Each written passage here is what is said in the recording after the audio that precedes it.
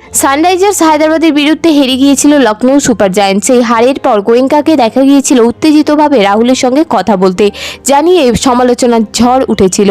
যদিও পরে রাহুলকে নিজের বাড়িতে নৈশভোজের আমন্ত্রণ জানিয়েছিলেন গোয়েঙ্কা, তাতেও শান্ত হচ্ছেন না স্বামী। তিনি বলেন, ক্রিকেটারদের একটা সম্মান আছে, আর মালিক নিজেও একজন সম্মানীয় ব্যক্তি।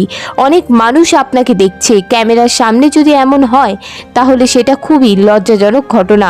গত বুধবার ম্যাচের পর গোয়েঙ্কা নেমে আসেন মাঠে, বাউন্ডারির ধারে দাঁড়িয়ে রাহুলকে হাত নেড়ে নেড়ে অনেক কিছু বোঝাতে থাকেন। তার আচরণ দেখেই বোঝা যাচ্ছিল দলের এই হারে তিনি খুশি নন। কিছু কিছু ক্রিকেটারের দিকে হাত দেখিয়ে ইঙ্গিত করতে থাকেন গোয়েঙ্কা। তার গলার স্বরও বেশ উঁচুতে ছিল, সেটা বোঝা গিয়েছে ভিডিও দেখে। গোয়েঙ্কার দাপটের সামনে রাহুল কিছু বলতেই পারেনি, তিনি চুপচাপ মাথা নিচু করে দাঁড়িয়েছিলেন।